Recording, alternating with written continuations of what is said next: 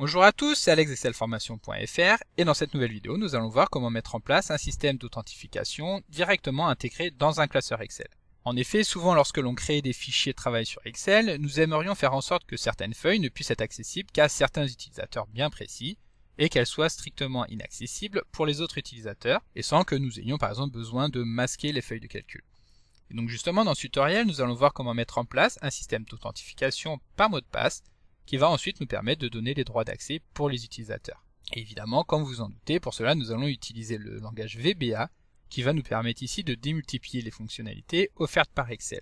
Et pour bien comprendre comment va fonctionner notre système d'authentification, nous voyons ici sur cette feuille que nous sommes logués tout d'abord en tant qu'invités, c'est-à-dire que nous n'aurons accès qu'à la première feuille, donc qui porte le nom de excelformation.fr, et lorsque nous allons vouloir sélectionner une autre feuille de calcul, Excel va nous informer que l'accès est interdit. En revanche, lorsque nous allons cliquer sur le bouton connexion, alors Excel va nous afficher une fenêtre et nous allons par exemple pouvoir nous identifier en tant que Alexandre avec le mot de passe qui correspond. Donc ici, pas de surprise, le mot de passe est 4 fois A. Ici, nous allons valider et l'identification va se faire en tant que Alexandre. De cette manière, nous aurons accès à l'ensemble des feuilles de notre classeur. Alors vous trouverez très régulièrement de nouvelles vidéos sur la chaîne, alors pensez à vous abonner et surtout à activer la clochette de notification afin d'être sûr de ne manquer aucune astuce et de devenir rapidement un pro d'Excel.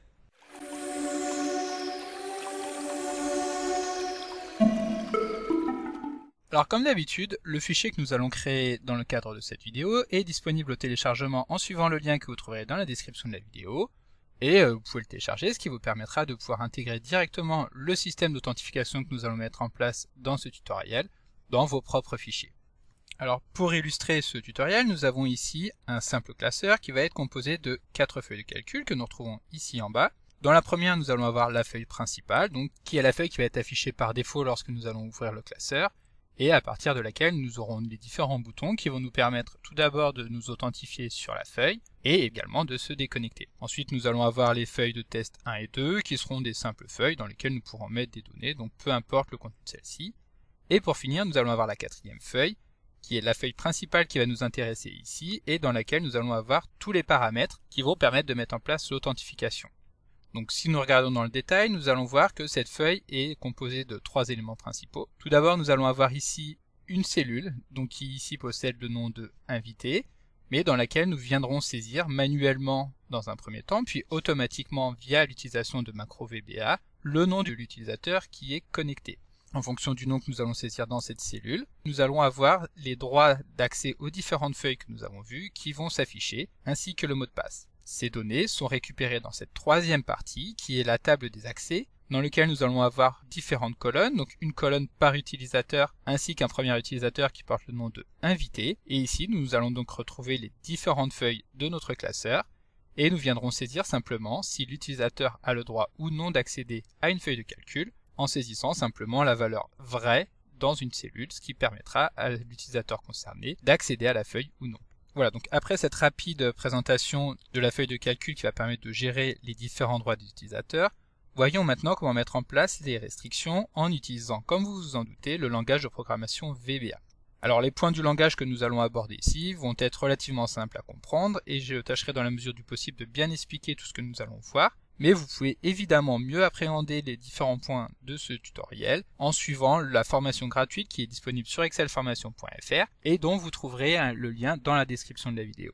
Alors tout d'abord, pour accéder au langage VBA, nous allons devoir lancer l'éditeur VBE, qui est donc l'outil qui permet de développer les macros VBA. Pour cela, nous avons plusieurs solutions. Soit nous utilisons le menu développeur, soit nous utilisons le raccourci clavier qui est Alt plus F11. De cette manière, nous arrivons directement dans l'outil qui va nous permettre de créer nos macros. Et donc pour commencer, nous allons vouloir créer un formulaire dans lequel l'utilisateur pourra saisir son nom et évidemment le mot de passe qui correspond. Pour cela, nous nous rendons dans le menu Insertion, puis nous cliquons sur User Form. Excel nous crée ici un formulaire qui évidemment est vide et que nous allons pouvoir alimenter. Tout d'abord, nous allons créer 2 zones de texte que nous allons pouvoir personnaliser en nous rendant dans la fenêtre Propriétés. Et nous allons tout d'abord commencer par donner un nom plus explicite à celui-ci, donc nous allons par exemple l'appeler Textbox Utilisateur. Ensuite nous allons créer une deuxième zone de texte, donc pour cela nous sélectionnons la zone de texte que nous venons de créer, et nous appuyons sur CTRL-C pour la copier et CTRL-V pour la coller. Donc ici, Excel va nous insérer une seconde zone de texte qui a exactement les mêmes caractéristiques que la précédente, notamment en termes de taille. Celle-ci utilise exactement la même taille sur notre formulaire. Nous allons revenir dans la fenêtre propriété et cette fois-ci, nous allons l'appeler textbox mot de passe. Nous appuyons sur Entrée pour valider et nous recliquons sur le formulaire afin de faire apparaître la fenêtre boîte à outils. Maintenant, nous allons insérer des libellés aux deux champs que nous venons de créer. Donc tout d'abord, nous allons informer l'utilisateur que la première fenêtre est évidemment destinée à saisir le nom d'utilisateur. Et donc nous allons modifier la propriété caption afin de faire apparaître utilisateur 2 points. Ensuite, nous allons la sélectionner afin de pouvoir la replacer.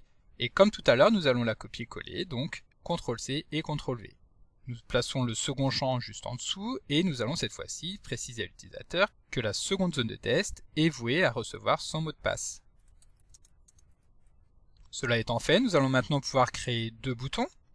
Un premier bouton qui va permettre de fermer la fenêtre, donc qui va permettre de pouvoir annuler lorsque l'utilisateur n'aura pas envie de s'identifier. Donc nous allons modifier le caption afin de faire apparaître le message fermé. Nous allons également profiter d'être dans la fenêtre de propriété afin de modifier le nom de ce bouton. Nous allons l'appeler commande bouton fermé. Comme tout à l'heure, nous allons copier-coller le bouton que nous venons de créer, donc CTRL-C et CTRL-V. Nous allons placer le bouton sur la droite. Et sur celui-ci, nous allons faire apparaître le message validé. Évidemment, nous allons également modifier le nom afin de pouvoir le gérer directement en VBA de manière très claire. Donc commande bouton-validé. Cela étant fait, nous allons maintenant nous attaquer au paramétrage de la fenêtre du formulaire d'une manière générale. Donc tout d'abord, nous allons redimensionner celle-ci. Et nous allons également modifier le nom du formulaire, donc qui ici porte le nom de userform1, ce qui évidemment n'est pas très représentatif. Nous allons ici l'appeler connexion. Et nous allons également modifier le titre du formulaire, donc que nous retrouvons en haut, afin de faire apparaître ce que nous allons vouloir faire avec ce formulaire, donc identification. Et voilà, donc nous avons maintenant créé notre formulaire, tout du moins pour ce qui est de la forme de celui-ci, et nous allons maintenant nous attaquer au fond, à savoir que nous allons vouloir rendre les différents boutons opérants. Donc tout d'abord, nous allons nous attaquer au point le plus simple, il s'agit du bouton fermer qui va se contenter de fermer le formulaire. Donc pour cela, nous double-cliquons sur celui-ci afin qu'Excel crée automatiquement l'événement qui va être instancié lorsque nous allons cliquer sur le formulaire. Donc cet événement porte le nom de commande bouton fermé. Il s'agit ici du nom de notre bouton, -clic, car c'est lorsque nous allons cliquer sur celui-ci. Comme nous l'avons vu, nous allons vouloir fermer le formulaire. Et pour cela, il suffit de lancer la procédure unload avec pour paramètre me, qui signifie que nous allons agir sur le formulaire. Nous revenons sur le formulaire, donc en double-cliquant sur celui-ci. Et maintenant, nous allons nous attaquer au bouton valider. Et c'est ce bouton valider dans lequel nous allons venir saisir l'ensemble de la logique de ce formulaire. Donc comme tout à l'heure, nous double-cliquons sur celui-ci et Excel va nous créer automatiquement l'événement qui correspond. La première chose que nous allons vouloir réaliser lorsque nous allons cliquer sur le bouton valider, nous allons simplement vérifier que la valeur saisie donc dans le champ textbox utilisateur est différente des double guillemets, c'est-à-dire que celui-ci n'est pas vide. Donc if textbox utilisateur, mais pour rappel, il n'est pas nécessaire de saisir directement l'ensemble du nom d'un champ. Il suffit de commencer à saisir les premières lettres, puis d'appuyer sur la touche CTRL et la touche espace afin qu'Excel nous affiche automatiquement les différents éléments qui commencent par les caractères que nous avons saisis.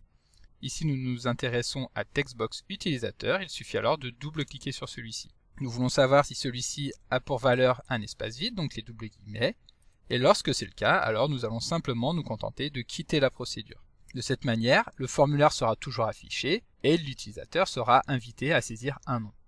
Ensuite, lorsque nous avons vérifié que l'utilisateur n'a pas validé un formulaire avec des champs vides, nous allons pouvoir vérifier dans un second temps que l'utilisateur que celui-ci a saisi est effectivement créé dans notre base.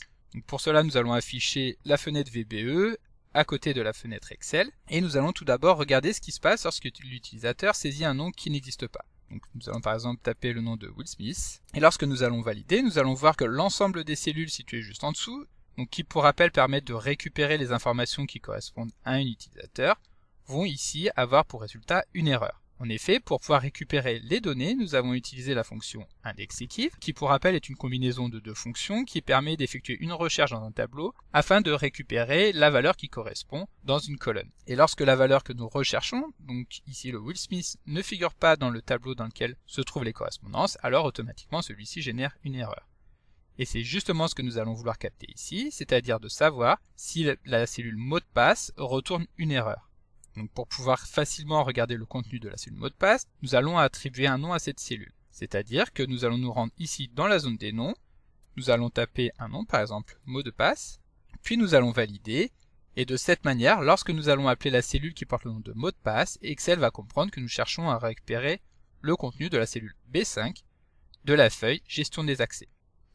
Donc de retour dans notre code, nous allons vouloir récupérer la valeur de cette cellule, et il suffit simplement d'utiliser les doubles crochets avec le nom que nous avons affecté. Donc crochet-mot de passe. Ensuite nous allons vouloir savoir si cette cellule est une erreur.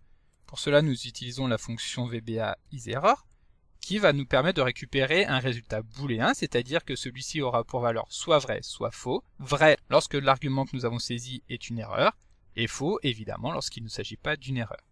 Ici nous allons évidemment vouloir capter les erreurs, et lorsque nous allons avoir une erreur, nous allons tout d'abord rediriger automatiquement l'utilisateur sur la feuille principale, donc qui est la feuille excelformation.fr, et que nous allons pouvoir appeler directement en prenant le nom VBA de celui-ci, c'est-à-dire principal, sur lequel nous allons utiliser la propriété Activate, c'est-à-dire activer la feuille principale. Cela étant fait, nous allons maintenant modifier la saisie de l'utilisateur lorsque celui-ci a saisi le nom, afin de pouvoir passer celui-ci en mode invité. Donc pour cela, nous allons faire exactement comme ce que nous avons fait juste avant, c'est-à-dire que nous allons attribuer un nom à la cellule dans laquelle se trouve le nom de l'utilisateur. Donc tout simplement, nous allons appeler celle-ci -utilisateur. Nous revenons dans notre code, et nous allons définir la valeur de cette cellule utilisateur comme étant égale à invité. Évidemment, le nom invité que nous allons saisir étant une chaîne de caractères, nous allons saisir celle-ci entre guillemets. Et enfin, afin de pouvoir vraiment indiquer à l'utilisateur quelle est l'origine du problème, nous allons lui afficher un message, donc grâce à l'instruction msgbox, qui permet d'afficher une notification Excel. Et le message que nous allons lui renvoyer est très clair, utilisateur inconnu. Et pour terminer, nous allons fermer le if grâce au mot-clé endif. Donc à présent, lorsque nous sommes rendus à ce niveau du code, nous avons tout d'abord contrôlé que l'utilisateur avait effectivement entré un nom dans le formulaire, puis nous avons vérifié que ce nom existait, c'est-à-dire que la cellule mot de passe n'avait pas pour résultat une erreur, et nous allons maintenant pouvoir contrôler que le mot de passe saisi par celui-ci correspond effectivement à la valeur qui se trouve dans la cellule mot de passe. Donc pour cela, nous allons utiliser un else if, c'est-à-dire que si la première condition du if n'est pas bonne, nous allons effectuer un second test, dans lequel nous allons vouloir capter une différence entre la valeur saisie donc dans le formulaire au niveau du champ mot de passe et la valeur saisie ici dans la cellule mot de passe. Donc pour cela, nous allons utiliser l'opérateur différent2 que nous allons comparer donc à cette cellule. Et lorsque nous avons identifié que l'utilisateur s'était trompé dans le mot de passe, alors nous allons réaliser exactement les mêmes opérations que ce que nous avons vu juste avant, c'est-à-dire que nous allons commencer par afficher la feuille principale, puis nous allons loguer l'utilisateur en tant qu'invité, et ici nous allons modifier le texte affiché, et nous allons prévenir celui-ci que le mot de passe est tout simplement incorrect. Donc cela étant fait, et dans tous les cas de figure, nous allons clôturer l'événement qui consistait à cliquer sur le bouton valider en fermant le formulaire. Étant bien sûr, bien entendu, que si celui-ci a passé les différentes étapes que nous avons vues ici, cela veut dire qu'il est bien identifié comme il se doit, donc avec un utilisateur connu pour lequel il a saisi le mot de passe qui correspond, et donc dans ce cas, le fait de masquer le formulaire fait que celui-ci aura bien accès aux feuilles qui l'intéressent. Alors bien entendu, nous ne l'avons pas vu, mais la première chose à faire lorsque nous cliquons sur le bouton, c'est évidemment de modifier la valeur de la cellule utilisateur afin de lui affecter le nom saisi au sein du formulaire. Donc -utilisateur est bien sûr égal à textbox -utilisateur. De cette manière, si nous testons de lancer le formulaire, donc en appuyant par exemple sur le petit triangle en haut ou tout simplement sur la touche F5, nous allons voir que le formulaire se lance correctement. Nous allons pouvoir saisir le nom d'un utilisateur et son mot de passe. Donc pour tester, nous allons saisir l'utilisateur Alexandre avec le mot de passe qui correspond, c'est-à-dire 4 fois A. Nous validons et nous constatons à ce moment-là que effectivement le formulaire a bien modifié le nom de l'utilisateur, il a bien identifié que le mot de passe que nous avons saisi était correct, et donc dans ce cas, il ne se passe rien. En revanche, si nous relançons une nouvelle fois le formulaire et que nous saisissons par exemple un nom qui n'existe pas, donc nous allons rester sur le même exemple que tout à l'heure, Will Smith, peu importe le mot de passe que nous venons saisir. Lorsque nous allons valider, évidemment, maintenant le formulaire va nous informer que l'utilisateur est inconnu. De même, si nous saisissons un utilisateur qui existe réellement, donc à nouveau Alexandre, mais que nous saisissons un mauvais mot de passe, alors maintenant Excel va nous informer que le mot de passe est incorrect. Le formulaire va se fermer, mais nous serons toujours logués en tant qu'invité. Donc à présent que nous avons vu comment créer notre formulaire et comment faire en sorte que celui-ci fonctionne, nous allons devoir l'appeler directement depuis notre feuille de calcul. Donc pour cela, nous allons nous rendre dans le menu Insertion, puis dans l'illustration, nous allons choisir une forme, donc par exemple un rectangle des coins arrondis, que nous allons simplement dessiner au sein de notre feuille de calcul. Puis nous allons effectuer un clic droit et modifier le texte, et sur celle-ci, nous allons simplement saisir par exemple connexion. Cela étant fait, nous allons effectuer un second clic droit, puis nous allons choisir d'affecter une macro qui évidemment n'existe pas encore, mais que nous allons simplement créer. Donc pour cela, nous tapons le nom de notre macro, donc par exemple connecter, et nous allons cliquer sur le bouton nouvelle afin qu'Excel nous crée directement la macro dans un nouveau module que celui-ci va également créer.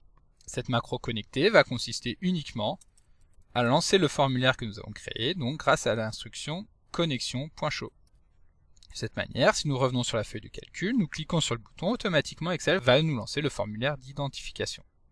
Nous pouvons fermer afin de le masquer et créer un second bouton qui cette fois-ci va être dévoué à la déconnexion. Donc nous effectuons un clic droit sur le bouton, nous cliquons sur copier et évidemment nous allons maintenant cliquer sur coller. Nous allons modifier le texte de ce bouton afin que celui-ci affiche déconnexion.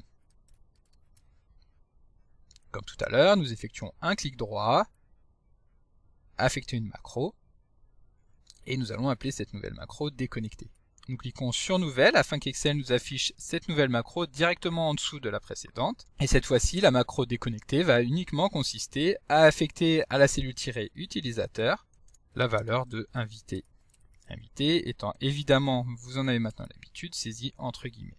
Pour pouvoir identifier clairement l'utilisateur en cours, nous allons l'appeler depuis une cellule en tapant le symbole égal, puis le tiret qui nous permet donc de récupérer les noms que nous avons créés, et nous allons choisir d'afficher la valeur de la cellule utilisateur. Donc ici nous sommes bien en invité, et si nous testons de nous connecter en tant que Alexandre, donc avec le mot de passe 4 fois A, nous allons voir que maintenant l'utilisateur est bien Alexandre. Cliquer sur le bouton déconnexion nous connecte directement sur l'utilisateur invité. Alors à présent que nous sommes en mesure de nous connecter sur le classeur, nous allons pouvoir analyser les droits éventuels de chaque utilisateur sur les différentes feuilles de ce classeur. Pour cela, nous allons créer un nouvel événement qui va être instancié à chaque fois que nous allons changer de feuille de calcul. Donc pour cela, nous revenons dans l'éditeur de code et nous double-cliquons sur la feuille qui correspond à This Workbook, c'est-à-dire ce classeur. Ensuite ici, nous allons pouvoir commencer par sélectionner les événements propres à Workbook, c'est-à-dire les éléments qui vont se déclencher lorsqu'une action va être effectuée sur le classeur. Ici, par défaut, Excel nous affiche l'événement Open, c'est-à-dire que ce que nous allons saisir ici entre le Private Sub Workbook Open et le EndSub sera lancé à chaque fois que le classeur va être ouvert. Donc pour le moment, cette fonctionnalité ne nous intéresse pas, mais nous y reviendrons juste après. En revanche, l'événement qui va nous intéresser, que nous allons pouvoir sélectionner dans le second menu déroulant, est l'événement Sheet Activate. C'est-à-dire que celui-ci va être lancé à chaque fois que nous allons activer une nouvelle feuille de calcul située dans notre classeur. Et donc maintenant que nous avons créé notre événement Sheet Activate, qui pour rappel va être instancié à chaque fois que nous allons sélectionner une nouvelle feuille de calcul, nous allons pouvoir tout d'abord contrôler que l'utilisateur a effectivement le droit de lancer cette feuille, et lorsque ce n'est pas le cas, nous allons revenir sur la feuille principale et afficher un message pour l'informer que celui-ci n'a pas le droit de lancer la feuille. Donc pour pouvoir contrôler les accès, nous allons simplement regarder que la correspondance entre le nom de la feuille et les données que nous avons mises dans le tableau ici est égale à vrai. Et pour récupérer cette valeur, nous allons donner un nom à la plage des cellules dans lequel nous allons avoir le nom de nos feuilles. Donc ici, nous allons appeler cette plage de cellules rubrique et nous allons analyser chacune des cellules qui la composent grâce à une boucle de type for-each. Donc nous revenons ici dans l'événement Sheet Activate, puis nous créons notre for-each que nous pouvons traduire par pour chacune des cellules contenues donc dans la plage de cellules que nous avons appelée rubrique, puis nous allons fermer notre for avec le next. De cette manière, lorsque nous allons arriver sur cette ligne, nous allons pouvoir remonter sur la cellule suivante, toujours contenue dans la plage de cellules qui porte le nom de rubrique. Ensuite, nous allons analyser la valeur de cette cellule, donc en effectuant un test if, et si le nom que nous avons dans la cellule correspond au nom de la feuille sur laquelle nous avons cliqué, que nous allons retourner donc au travers de l'objet sh qui va être fourni directement par VBA au sein directement de l'événement Sheet Activate. Donc, est-ce que le nom de cette feuille de calcul est effectivement égal à la valeur de la cellule. Donc si c'est le cas, mettons que nous soyons sur la feuille de calcul qui porte le nom de feuille de test 1, alors nous allons vouloir regarder la valeur de la cellule située juste à droite. Et évidemment, pour obtenir la cellule située juste à droite, il suffit simplement d'effectuer un décalage grâce à l'instruction offset. Cette instruction offset attend deux arguments. Tout d'abord le décalage exprimé en ligne, et ici comme nous voulons être sur la même ligne, ce décalage est de 0. Puis le décalage exprimé cette fois-ci en colonne, et pour obtenir la colonne située juste à droite, il suffit d'effectuer un décalage de plus 1. Ensuite nous allons analyser la valeur de cette cellule, et nous allons nous intéresser au cas où celle-ci est différente de vrai. En effet, si celle-ci est différente de vrai, alors nous n'allons rien faire de particulier.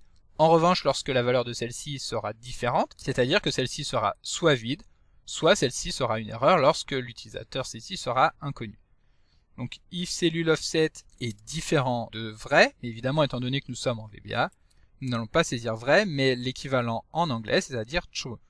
Et donc si cette valeur est différente de true, alors l'utilisateur n'a absolument pas le droit de se rendre sur cette feuille, et nous allons automatiquement le rediriger vers la feuille principale. Ensuite, nous allons informer celui-ci via une notification que l'accès lui est refusé. Cela étant fait, nous allons maintenant fermer notre premier test if, donc avec un end if, et évidemment nous allons maintenant fermer le suivant. Et pour terminer, et juste avant de pouvoir tester notre système, il va nous rester à paramétrer l'affichage du formulaire directement au lancement de la feuille de calcul, en utilisant l'événement WorkbookOpen qui a déjà été créé juste avant. Et donc ici, nous allons tout d'abord définir que l'utilisateur par défaut au lancement d'une feuille de calcul va être l'utilisateur invité. Donc utilisateur est égal à invité. Puis juste après avoir défini cet utilisateur, nous allons simplement lancer la procédure connecter qui va donc se charger de lancer le formulaire. Alors évidemment, étant donné que nous sommes en option explicite, nous allons devoir déclarer la variable cellule, donc dimCellule as range, et ici la feuille ne s'appelle pas principale mais bien principale. Donc maintenant que nous avons fini de paramétrer notre système d'authentification, nous allons pouvoir enregistrer notre feuille, la fermer et évidemment, pour finir, la relancer. Automatiquement, lorsque nous allons lancer la feuille, Excel va nous afficher la fenêtre d'authentification dans laquelle nous allons par exemple pouvoir saisir notre nom ainsi que le mot de passe.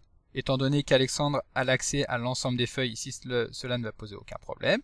En revanche, lorsque nous allons nous déconnecter et donc que l'authentification va être lancée sur invité, nous allons maintenant voir que l'ensemble des feuilles nous seront interdites. Seule la feuille excelformation.fr nous sera accessible.